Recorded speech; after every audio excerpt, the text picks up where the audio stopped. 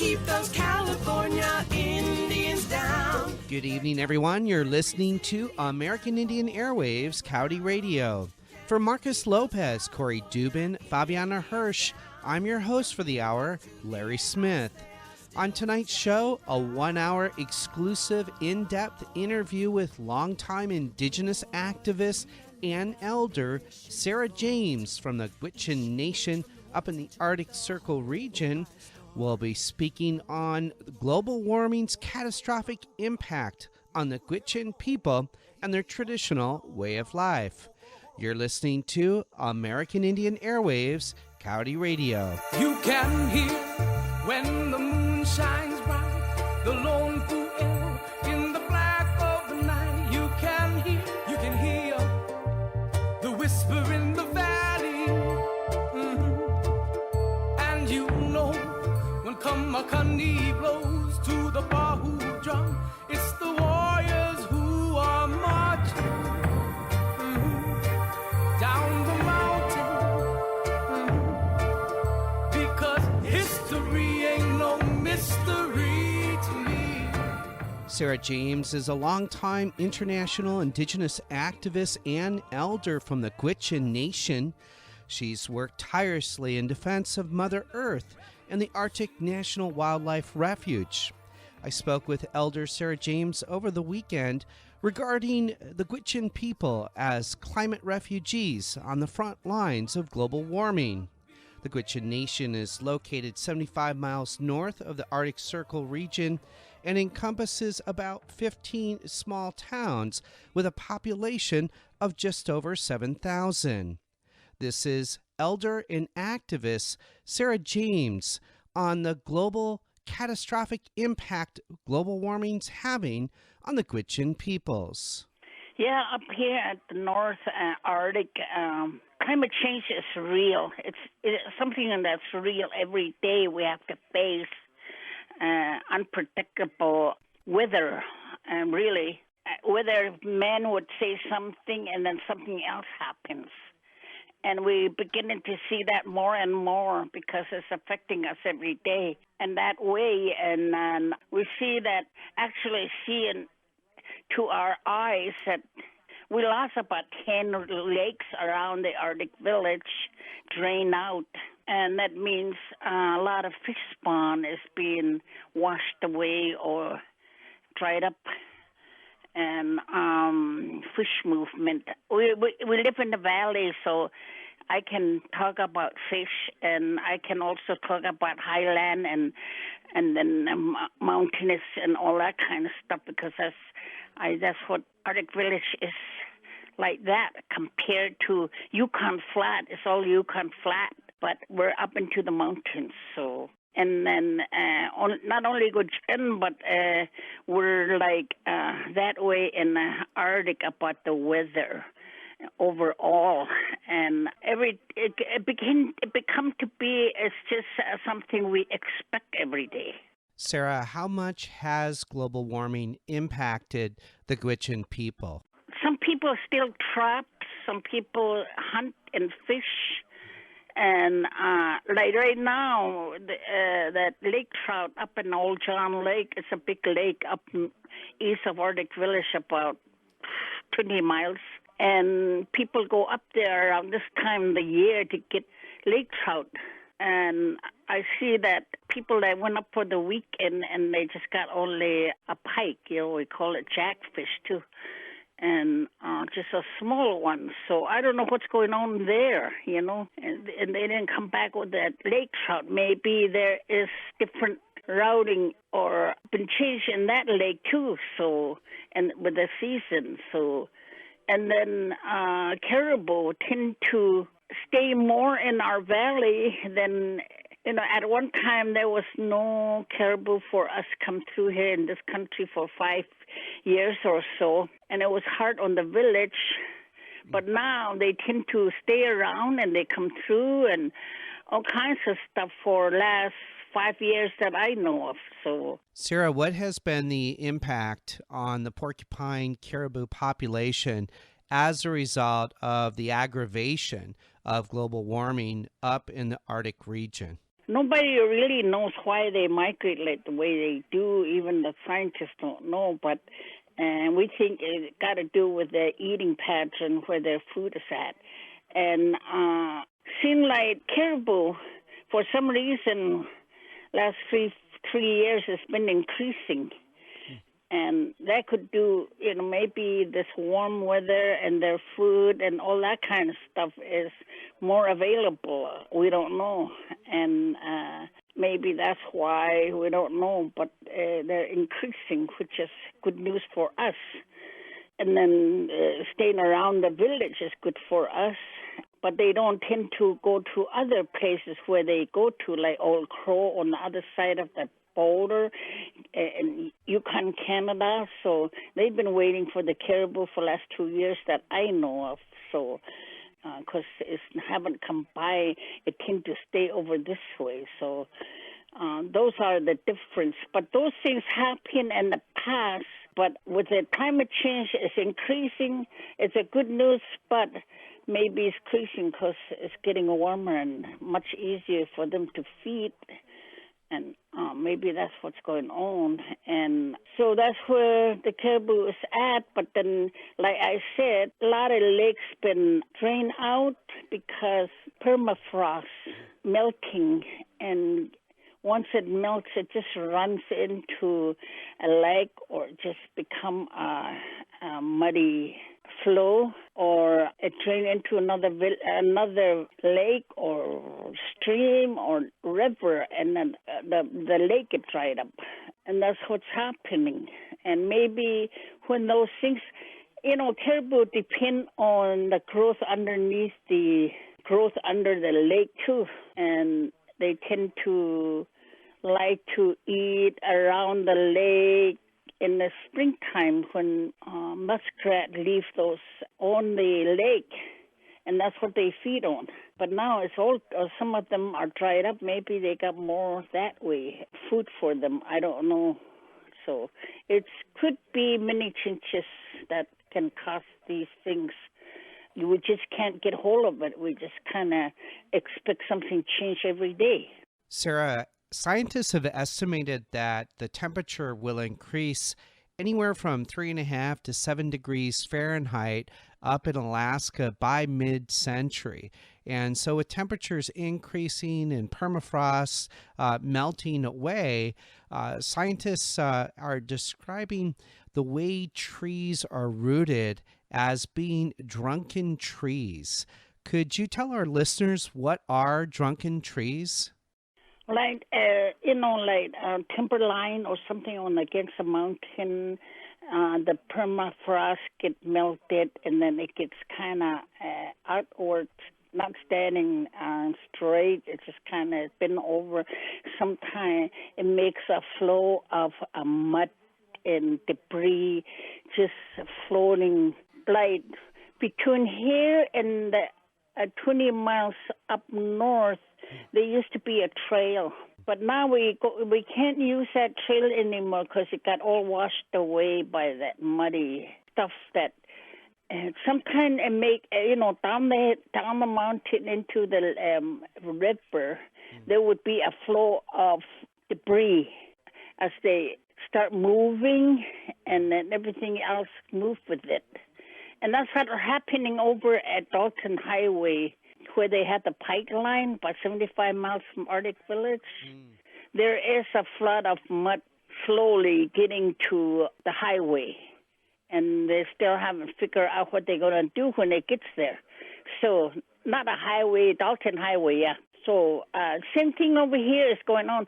At one time, I thought Arctic Village would be a safe place to be, but because we're inland and we're in a highland and we got migratory animal that come through all the time, every summer.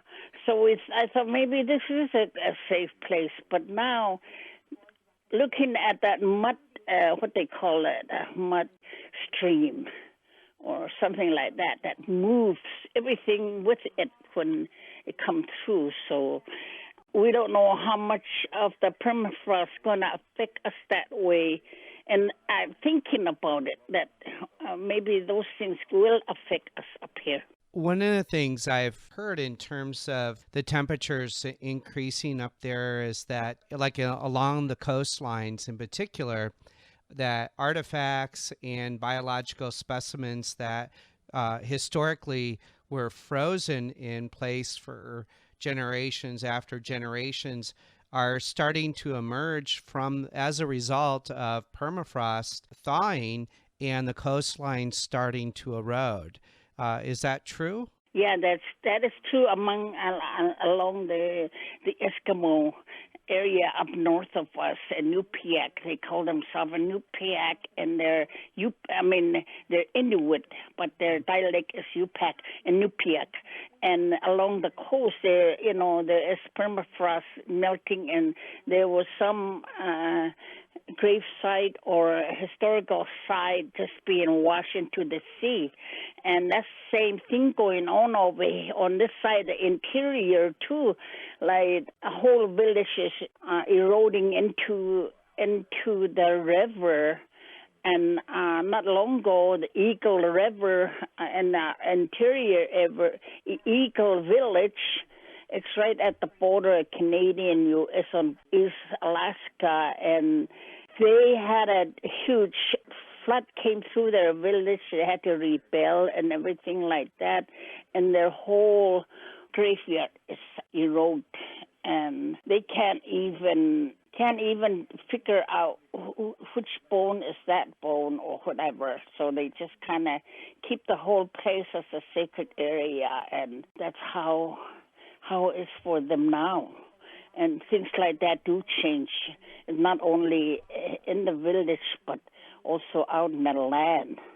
Like just not about 3 years ago, our whole river turned red for 2-3 days because there was a big erosion. It was raining lots in the summer, and then up against a mountain. One of the highest point that we have here is the northern mountain. We call it Big Mountain, Iizhik. And there is a red Indian paint area that we know about up there that we always did use and trade and everything a long time ago before our first visitor, and it's there. But there was a big landslide, and it washed down into a lake, then into the river, and this whole river out here was red for 2-3 days. So stuff like that is happening. Sarah, what are some of the other animals or species or relatives that are being impacted by the catastrophic change as a result of global warming, and how are the Gwich'in people responding? A lot of times there's in a big river like around the Yukon downriver, those people knows where is a safe place to cross every winter by just looking at the surface. I'm not from that area, but my father is, and they always use that route and trails and all those stuff, those people along the river. But now that's not exist anymore. It's kind of strange for them to find a different place to cross, and when they did that, there's some accident happened that they lost some life because the land changed on them. And sometimes we get this climate change is neither come in cold spill or it could come in heat waves. So you never know what you're going to get every day. Like, it's almost summer and then snow came in again. Like, the summer, this spring for Fairbanks or other villages. They say, oh, we're done for the winter. And here another 4 inches came in. So things like that do happen. It's just kind of off balance. And so that means that the birds that came in, have to deal with cold weather, have to deal with snow, And then another thing is that a lot of birds and ducks come up this way to Alaska. The one I mainly concentrate is the coastal plain, the Arctic National Wildlife Refuge, because I work on that, and we have to study that in order to tell that difference to the Congress. Well, anyway, there's about 150 different species of birds that flies up there every summer to nest. And sometime, like the other day, I just heard these people next village, next town is Fort Yukon. They see a bluebird. We don't have a bluebird. And then a different species of animal come in too. Like they spotted mountain lion somewhere in Alaska, which we never had before. Wow. And then the fish is all gone. Yukon River is just dry with no king salmon. They blamed it on the commercial fishing out in the Pacific Ocean and Bering Strait, but still it's a big change, and people are really hungry for salmon, and for the last 5 years that I know of. So these are their way of life, who they are. They're salmon people, but they trying to resolve that as much as they can, trying to figure out what's going on, but they haven't found the solution yet of what's going on. It could be from all these erosion, so it's really hurting the fish in many ways. We used to have a really good fish in this one lake that got washed away, so we don't know where that fish transferred to.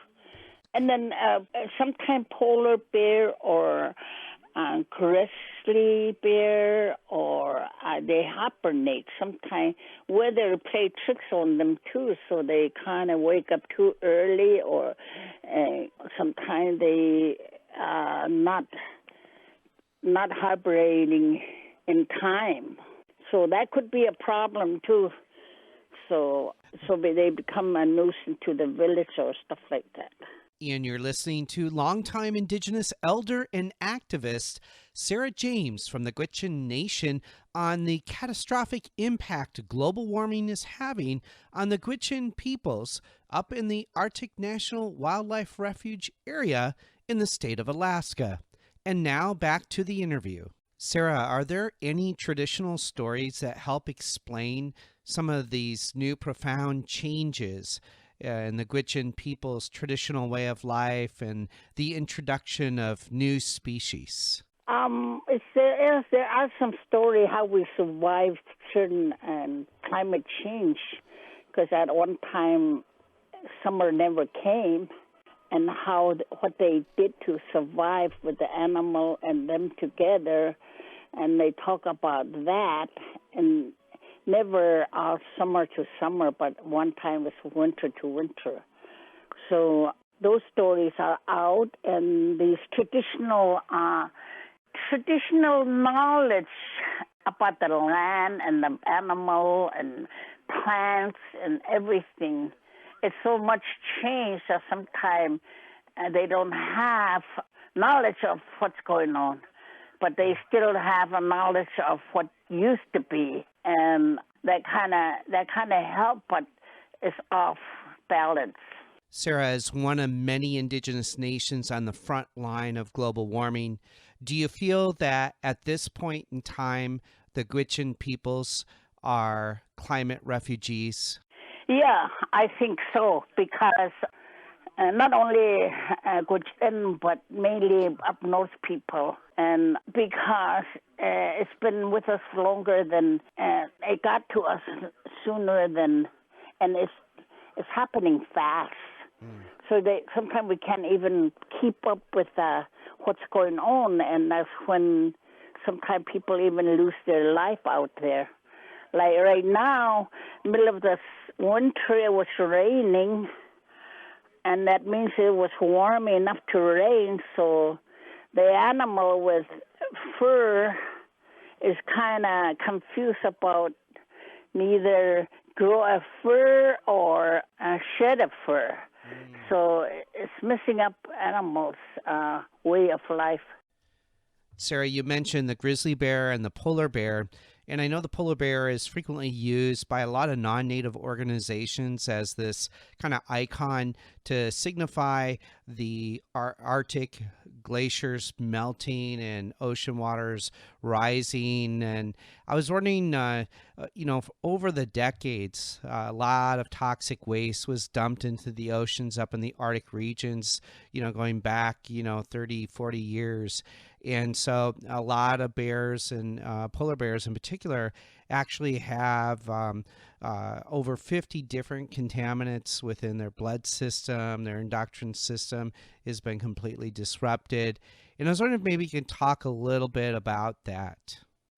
Yeah, I'm not near an ocean, so I can't, answer many questions. But what I know and what I heard through the native people, or that we had to deal with a polar bear here at one time, because he made it as far as the Arctic village, all the way to Fort Yukon, to the Yukon. He made it, and they shot it in Fort Yukon because they thought it was safe to shoot it, but the guy had to serve time for it, which is I thought it was not right.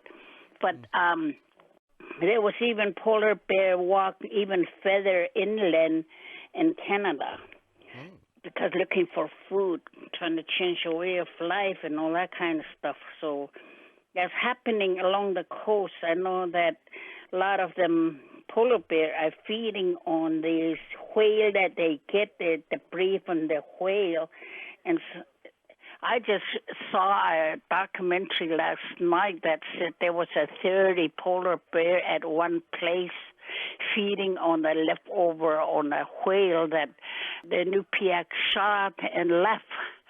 It's right near the city, so near the town.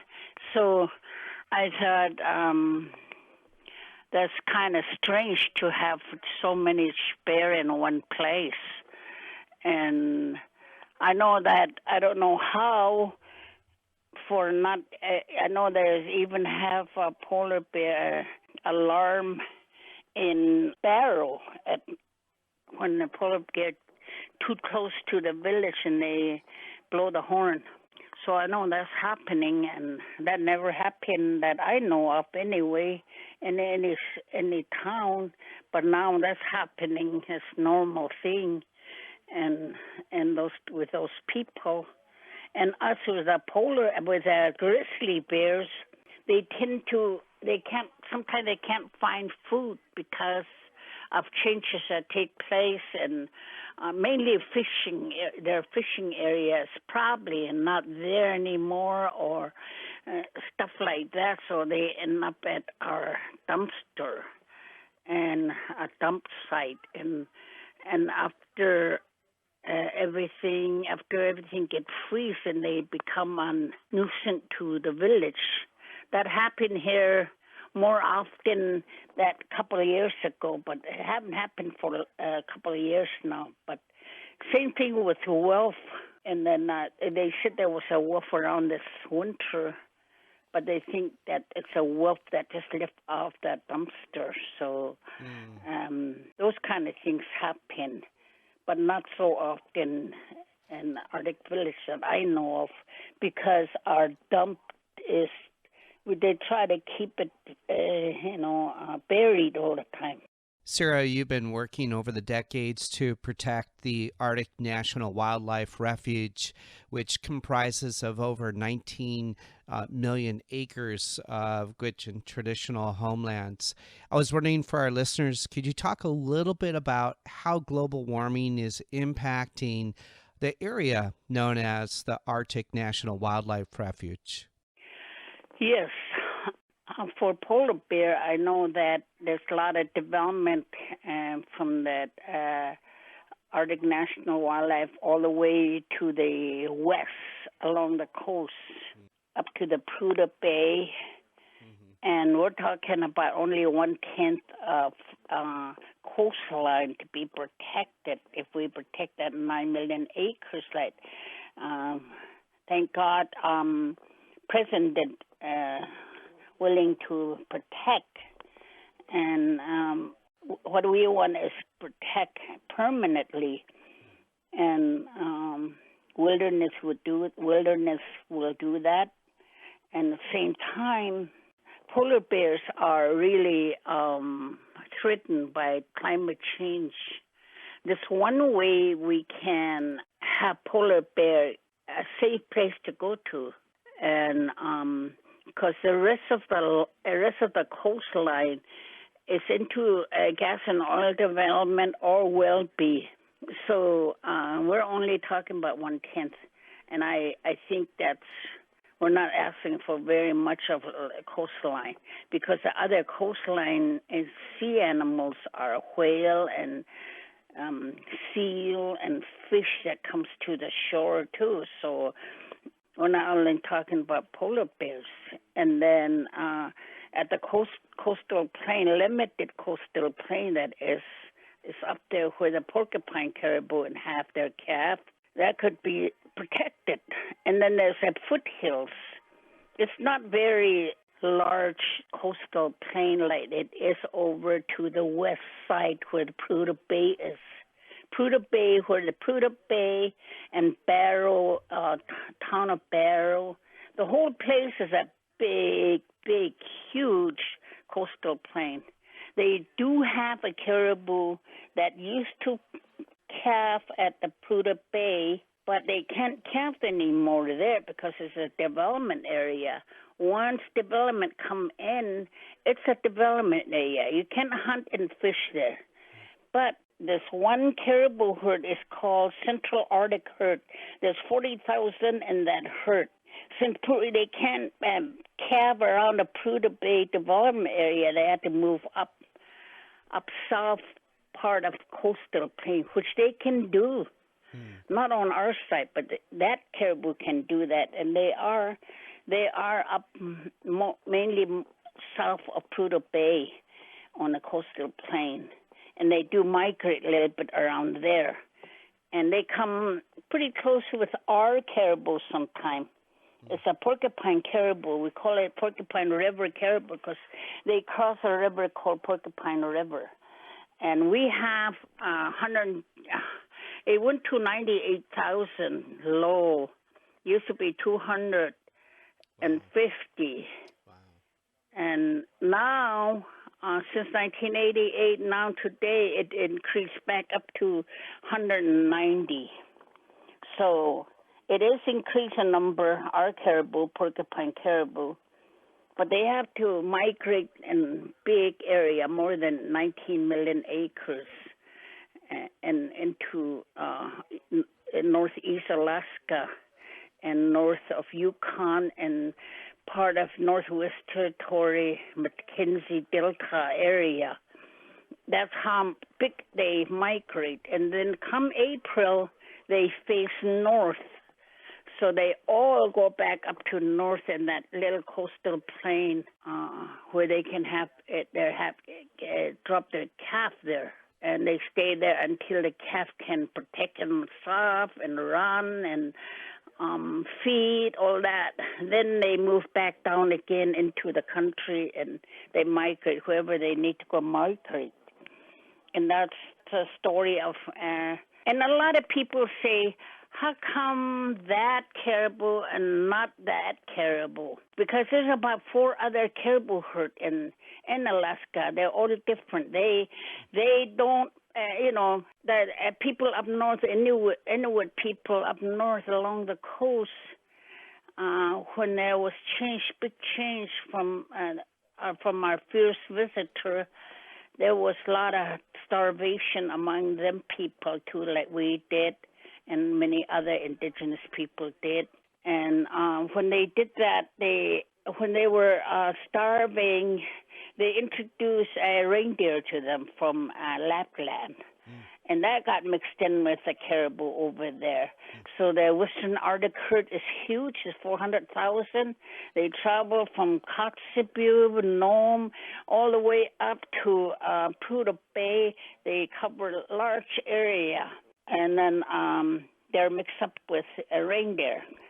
And reindeer is a domesticated animal, and but again, they don't mate either with the caribou and reindeer. They tend to do themselves. So is other caribou. They are like that.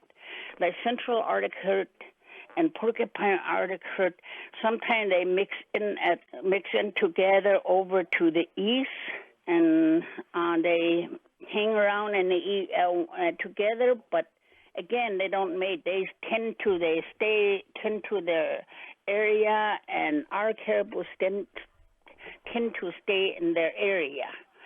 And that's how come we're talking about porcupine caribou. There are some other caribou, but this is the one that we as Gwich'in people depend on for thousands of years, and everything about the caribou is make us who we are. We do caribou story, dance, it's food on our table, and make us a caribou people. So, and it saved us many times throughout our starvation time that people always tend to wait for the caribou, and they tend to come back again and then again and again for thousands of years for survival. And that's how come it's dear to our heart, and they are dear to our heart too. So we take care of each other in return, and that's a respect that we always will have. So we try not to use too many. We try to use every part of it, and we always did that. And that concludes the first part of our interview with longtime Indigenous activist and elder Sarah James from the Gwich'in Nation. She's speaking on the catastrophic impact global warming is having on Indigenous peoples and their respective First Nations up in the Arctic Circle region within the state of Alaska. You're in tune with American Indian Airwaves County Radio. We're going to take a short break, and we'll be right back. Before the children went away,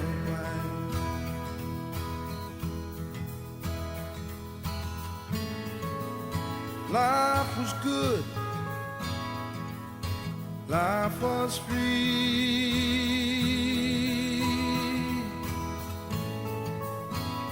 not like it is today.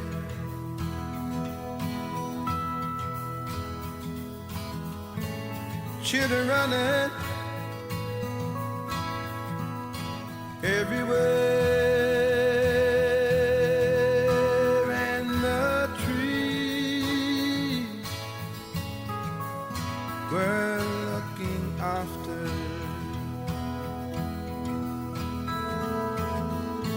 Little spirits dancing there.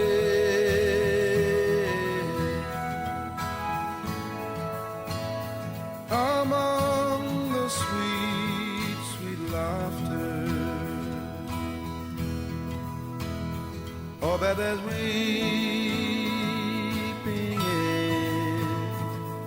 in the forest. Now that the children have gone, and the trees at night get no rest. But they were there when the children were born. So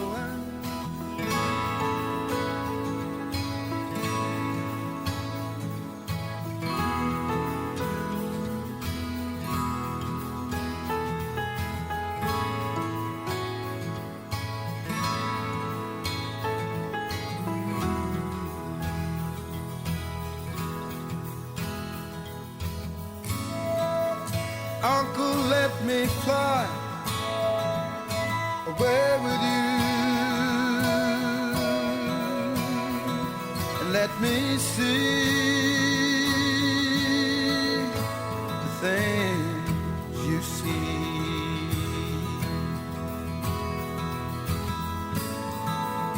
When children laugh as children do, as they play among the trees, I bet there's weeping in the forest. Now that the children have gone, and the trees at night get no rest. They were there when the children were born.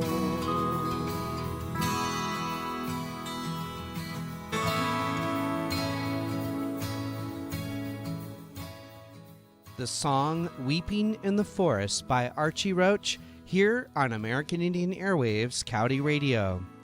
In the final segment of tonight's show, we go to the second part of our interview with longtime Indigenous activist and elder Sarah James. I spoke with her over the weekend regarding global warming's catastrophic impact on the Gwich'in people's traditional way of life and how they are now climate refugees. And now back to our interview. Sarah, we understand that everything is interconnected and interdependent, the two-legged, the four-legged, the air and the sea relatives. And I was wondering if you could talk about some of the other relations within the Arctic National Wildlife Refuge that potentially could be threatened species or threatened relatives and that could possibly disappear permanently from that part of Mother Earth. Yeah, we always respect the area up there in Coastal Plain. We know it's our neighbors' area, and we always have respect each other, and we respect them. And when the caribou, they use the same caribou herd too, porcupine caribou, the Inuit that lives up that way, and but when they for all animals anyway, we don't hunt or we could fish, but we don't hunt or fish during the time of birthing for all animals, and that's what we're talking about. It's a sacred birthplace. We call it Iizhik Gwats'an Gwandaii Goodlit. That means sacred place where the life begins. That goes for all life. And that's a time, like when I was growing up, that's the time I got hungry the most, because all the animals from the south start coming in mating time. It's a land of plenty time. But once that egg form a embryo in that eggs in their yolk, that's when we could hunt or fish, and we have to wait until that's about second week of June. Then we have to wait June, July, maybe July 15. I know that my mom, we could go up on the mountain and wait for the caribou, or we could snare and trap and shoot for a ground squirrel, because that's when we get that first part of ground squirrel. That's a good fresh meat, and we don't even hunt the ground squirrel all year round either. My mom said this is a time where those ground squirrels learned how to protect themselves and run and learn about for danger if they got caught. and then we could go up and trap for them or go shoot them. If well, that's how I grew up. Well, anyway, I think that goes for all animals. So once caribou get to coastal plain, getting ready post calving time and nursing time, we don't bother that place. And even during the starvation time, because I said a lot of time I starved during that time too, because all we got is that old dry meat or old fish, the batch, and that's what we're into. And I just couldn't wait till we can get something fresh. So that's how I grew up. Many of us grew up that way.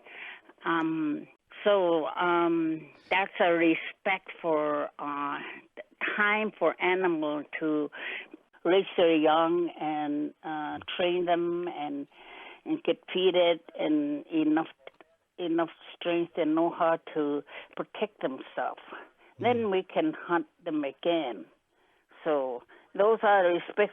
That goes for all birthplace. There's some spawn area in our area, even today, we don't tell nobody about. It's one place where all the fish gather and be safe there all winter, and then they start moving again in springtime when they can move again. And there are some places on our land that's known for those things, and we don't broadcast it. So that's how we protect to animal and return and take care of us. So that's how we live day to day for thousands of years. Sarah, we've been talking about Gwich'in traditions and the introduction of new migratory species, as well as some species declining, and then other species populations adversely being affected. And in your living history and your living knowledge in watching the land change and defending Mother Earth and fighting against colonialism, what kind of impact is this having on the youth and the future generations? They got a lot of learning to do. They got to listen to their elders about the old traditional way, and then they still have to learn about the changes and learn how to change along with the changes in a good way. And there are some bad way. Is just use less oil.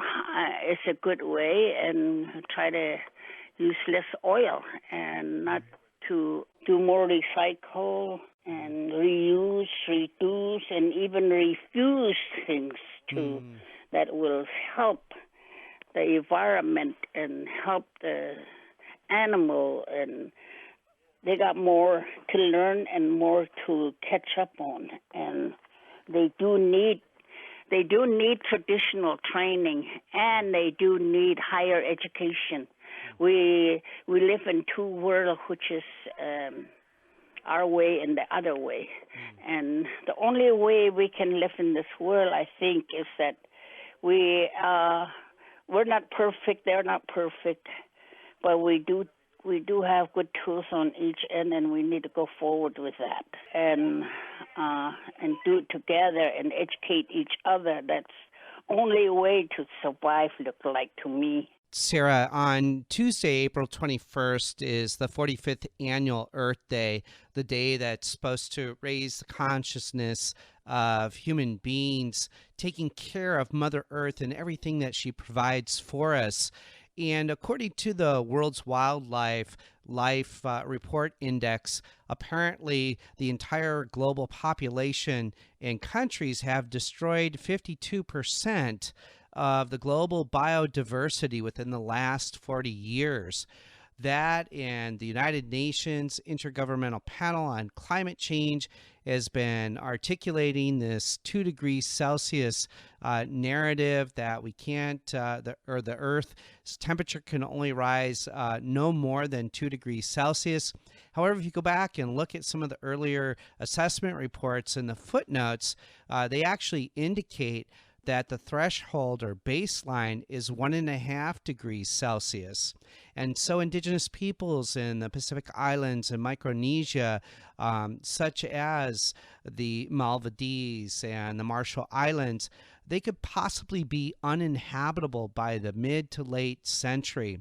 I was wondering if you could comment on that, especially with John Kerry, the United States Secretary of State, visiting the Arctic Circle region and the United States taking over the 2-year position of running the Arctic Conference. Yes, it's true that we have to change our way of living, like I was talking about, and to do it all together. And our next generation have a lot to learn and a lot to live it to in order to make some changes. Maybe that would help. But on the same side, like they're gonna make a decision on Arctic Council. I help organize, me and much of our friends organized to get that Arctic Council seat for Gwich'in and for Athabasca Nation. And that's how we got a seat there at the Arctic Council way back in 1990s, late 90s. And so we do have a seat, and right now I'm going to Switzerland, yeah. Geneva, Switzerland. That's where I'm going to talk to the press and panels and maybe one-to-one, I don't know. But because the whole world knows about President's decision about protecting the Arctic National Wildlife Refuge, and we're part of that as a Gwich'in Nation that we've been standing up for that for many years and protected the land and animal and all that stuff. So I'll tell my story out there about the changes and also about the protecting the Arctic National Wildlife Refuge. And what you're talking about is it's really huge. We need our voice at that level. And we need to reach the people and decision makers, educate them.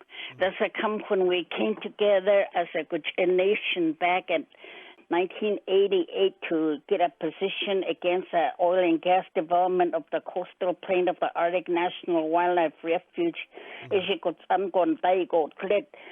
It was hard on the elders to make that decision because there's not enough of us, Gwich'in, and nobody knows us then. And they don't want no traffic coming into the Serengeti place we're talking about, or a big, huge place. People are going to pour in. That's another threat. And they said, other than that, they said, we can't do it ourselves. There's not enough of us. This is too huge. So they made a decision, we'll do this in a good way. That means we're going to have to work with other than Gwich'in and other people and the other race to educate them in a good way why we say no to oil, why we say no to the coastal plain, all that. Just teach them why and make them understand. And we've done that. We've done that to the world, and we've done that to. It was up to the Congress, so we had to do the whole American people as best as we know how. We don't have money to work, operate by. We can't get federal or state money, so we're really struggling all the time, still struggling, because they think that we won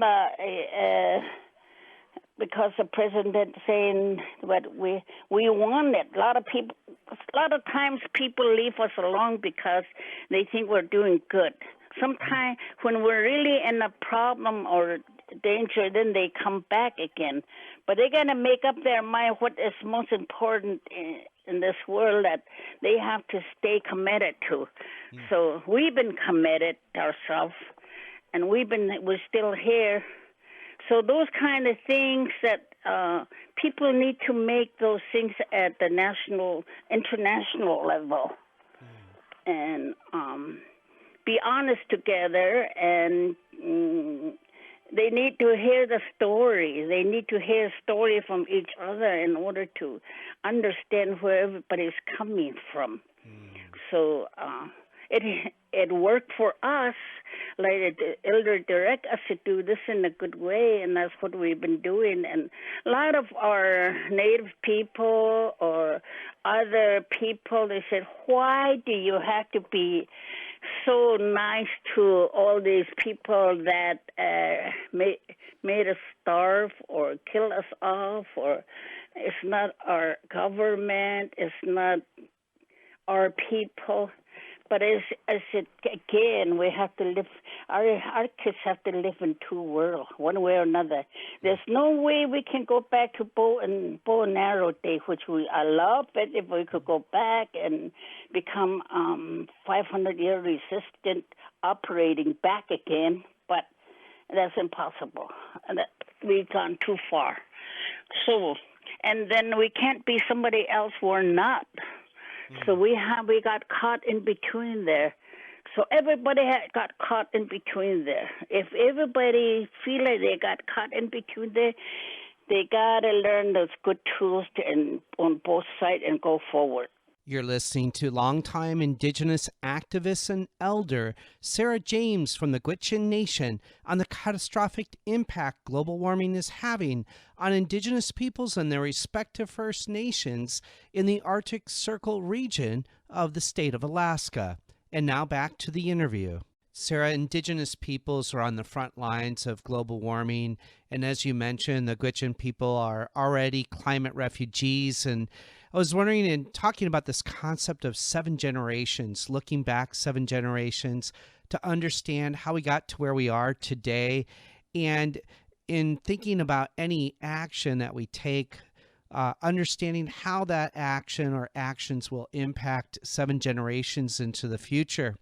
And I don't know if the Gwich'in people have that concept, but I was wondering, what does 7 generations mean for the Gwich'in people and their respective First Nations, or what does the future mean for future generations of the Gwich'in people?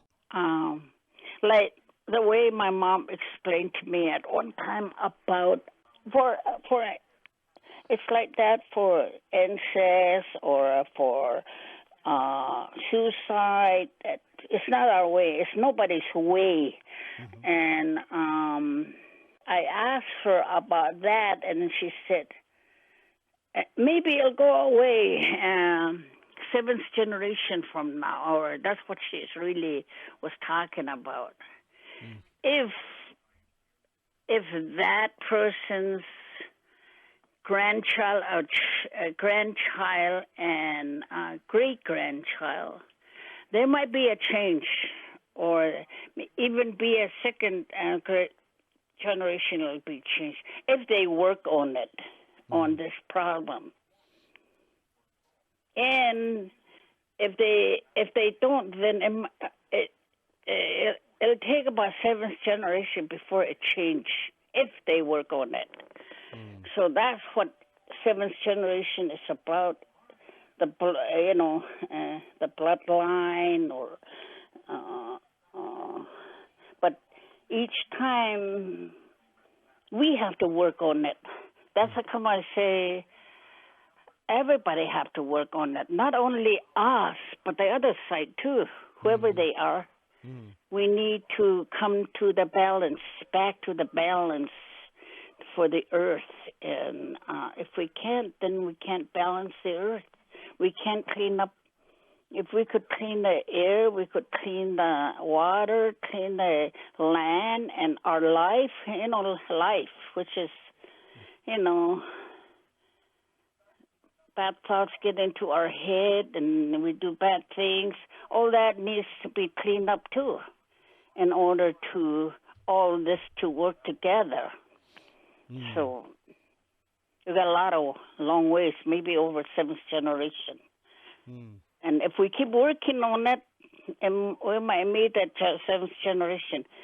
But then she said it could be even a problem for another 7th generation if nobody works on it. Wow. it'll be branded that way, he said. The moment of silence is over.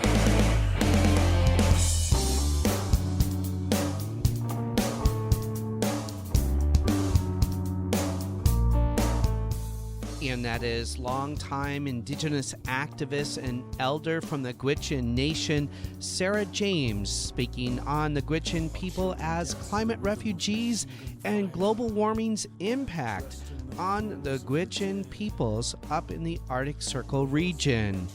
And that concludes our show for tonight here on American Indian Airwaves County Radio. A special thank you to our guest, elder and activist Sarah James. A special thank you to our musical guests, Aragon Star, Kupa Aina, Archie Roach, and the band Blackfire. Special thank you to Matt Perez. American Indian Airwaves County Radio is mixed and mastered in the studios of Burnt Swamp Studio in Signal Hill, California, and Coyote Radio in Goleta, California. For Marcus Lopez, Corey Dubin, Fabiana Hirsch, I've been your host for the hour, Larry Smith. Until next time. Nor the hands that hold the chains.